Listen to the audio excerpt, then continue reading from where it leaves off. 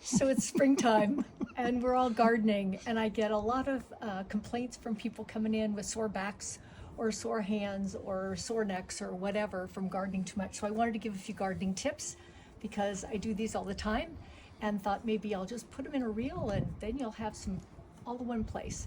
First thing, safety. Sun hat, sunscreen, more than you think, and watch that you're not out necessarily during the brightest part of the day, so you can check the solar index. If you're allergic, you can check that allergen index to see what things are like before you go out and kind of plan your day accordingly. Second thing, safety wise, as much as it's nice out today and I would love to work in my flip-flops, don't do it. Put on appropriate shoes and socks, because you're going to be working with tools which sometimes get dropped on your feet, and then you would end up having a sad day instead of a really fun day in the garden. So what I'm going to show you are a few tips. We pulled out our lawn a year ago and are in the midst of some construction projects on put in a low wall and making a little courtyard, and that means we have bare dirt, which means we have a lot of weeds. So last week, when it stopped raining, I did this section over here, and you know, we really want to do all the weeding at once. We want to get the job done, but really it pays off to break it up. For me, certain parts of my body are a little bit tired, and like my hands, and so breaking the job up into more than one day not only is good for my body, but if I can make the goal like, okay, I'm just going to get this section done over here, then I still get that satisfaction from, okay, I got it done. Okay, so then make sure that you've got your tools all assembled. That's kind of easy. But then I want you to think about how you use the tools. So let's go over here. You'll see the construction trailer from our never-ending construction job. If you're using a shovel, I want you to use the shovel to your mechanical advantage. So if you want to dig up a patch of weeds here, let's hope it goes in. Use your body weight, and then if it's a big heavy load, use your leg to lever. Oh, there's a ladybug. Gotta save her. Come here, ladybug. Go away. There we go. So use your leg as a lever so that you don't have to just use your body to do it. That's one tip. Another tip is if you're raking or sweeping, keep the tool close to you. And reaching and pulling and twisting your back, I want you to think about keeping the tool close to you and somewhat at a diagonal. So I'm going to keep my arms tucked in fairly tight.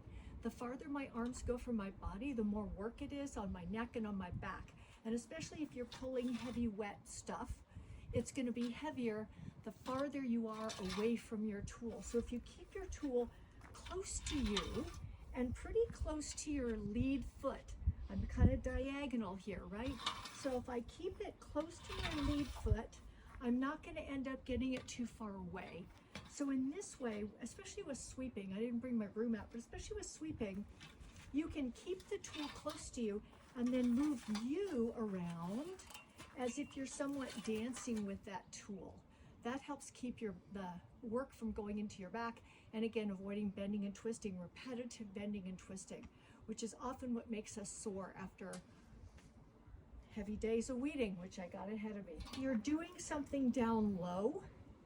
How can you get down near? Many of you have heard me say you have a few choices on getting anything lower than your reach. You can squat. Well, I might be able to squat and get some of these guys, but this requires that I have good flexibility and good strength in my hips and in my knees to do so.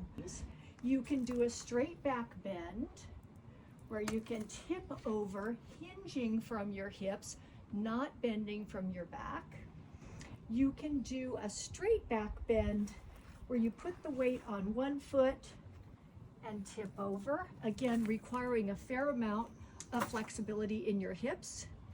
If you have active sciatic pain, do not do this golfer's bend, as we call it, on your leg that has the sciatic irritation. It's going to irritate it more. You could stand on your non-sciatic leg and get away with it, but not the sciatic one. The last thing you can do is get down to the ground. So you can get a kneeling pad and get down to one knee so that you can really hack away at those weeds, right? I can put my elbow on my forward knee. Oh, this weed we really hate. It's the one that makes all the burrs, which is just so nasty. I can get down and lean on the one knee so that my body weight is supported. I'm not having to support myself out here without that arm to support me. So 4 choices: squat plus a straight back bend, golfer's bend on a non-sciatic irritation leg, or drop down to one knee and lean on an arm, or you can lean on some piece of furniture, wall, whatever you got. So happy, healthy gardening. Some tips from me. Hope you have a great spring and hope that your garden produces all kinds of wonderful things. Thanks.